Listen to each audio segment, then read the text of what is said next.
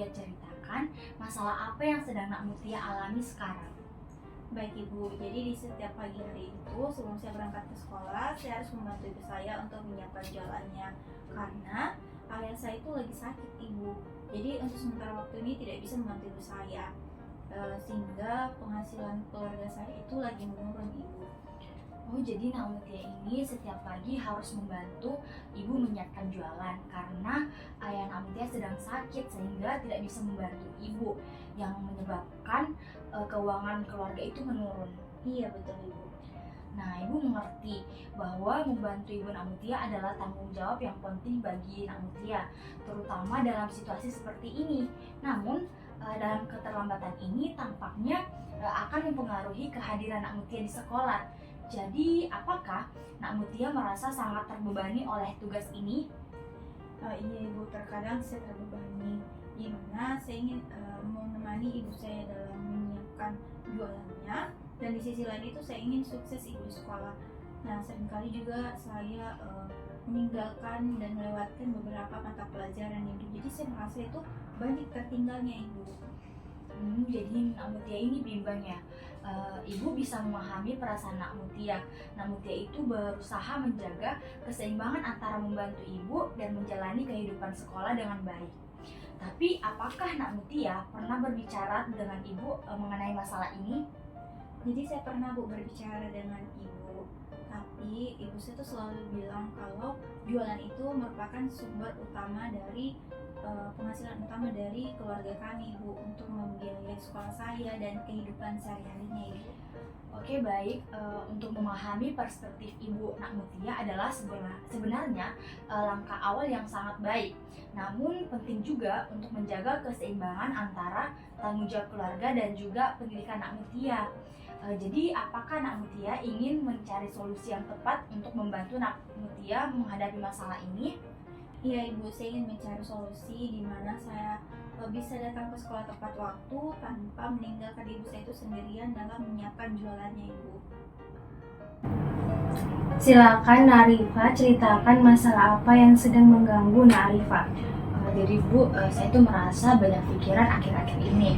Nah, sehingga saya merasa tidak fokus dalam belajar.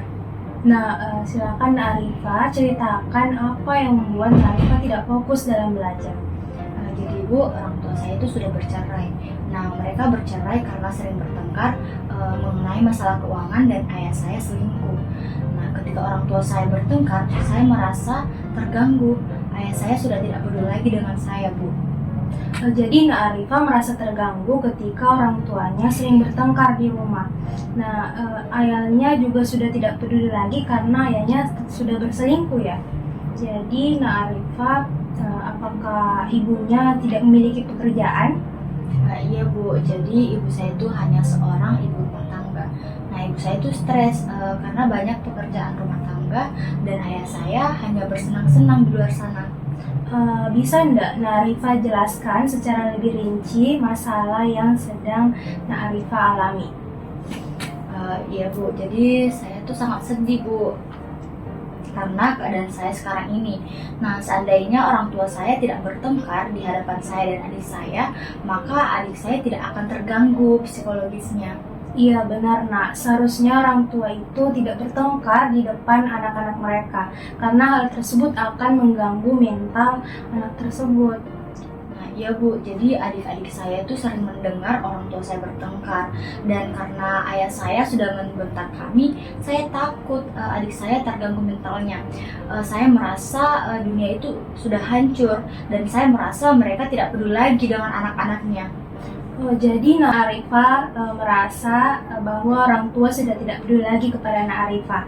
Nah, sebaiknya Narifa tidak merasa bahwa orang tua itu tidak peduli lagi dan seakan-akan dunia itu ikut hancur. Tetapi ini menjadi pelajaran kepada Narifa dan ini sebagai sesuatu yang membuat Narifa bangkit lagi, tetapi tidak terpuruk dalam keadaan itu lagi. Oke Nadia, coba kita ceritakan apa masalah yang sedang dihadapi saat ini. Jadi Ibu, saya sedang merasa bingung dan juga frustasi Ibu.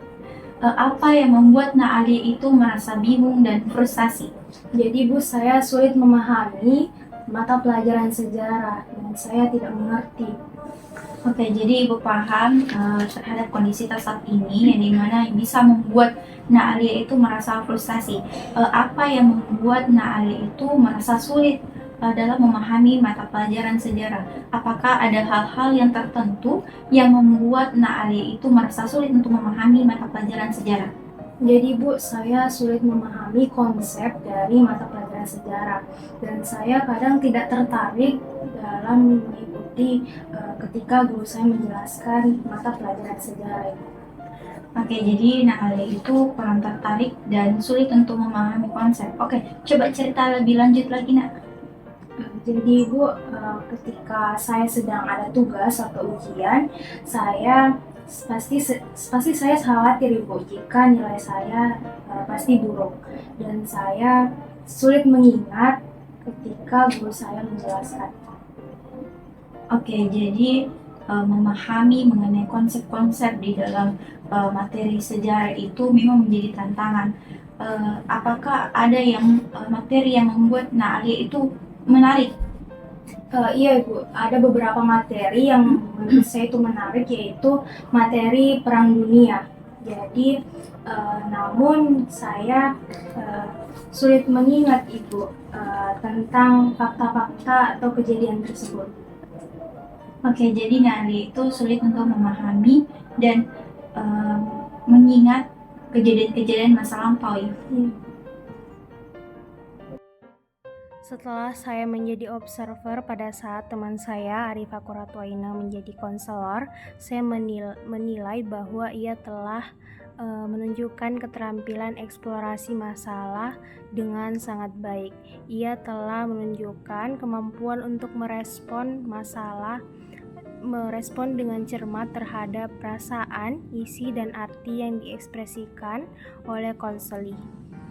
Ia telah menunjukkan pertanyaan terbuka sehingga dapat menggali lebih dalam perasaan atau isi pikiran konseli. Sebagai peran konselor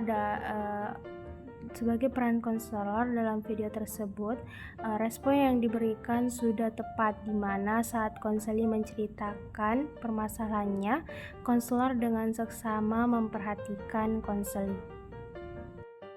Berdasarkan pengamatan yang saya lakukan ketika berperan sebagai konselor, yaitu saya menilai bahwa sudah memenuhi dan menunjukkan kemampuan dalam menerapkan keterampilan eksplorasi masalah dengan baik, seperti merespon isi yang disampaikan konseli dengan cermat, merespon perasaan konseli dengan empati, dan merespon makna yang lebih dalam. Nah, dalam video tersebut, saya sebagai konselor mampu memandu konseli dengan efektif.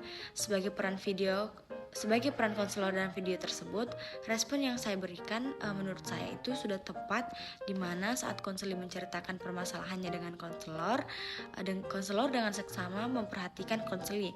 Nah, dengan ini dapat menciptakan lingkungan yang mendukung untuk konseli dalam menjelajahi masalah mereka. Jadi, konselor mampu melakukan hal ini untuk membantu membangun hubungan kepercayaan dengan konseli yang merupakan aspek penting dalam proses konseling yang efektif.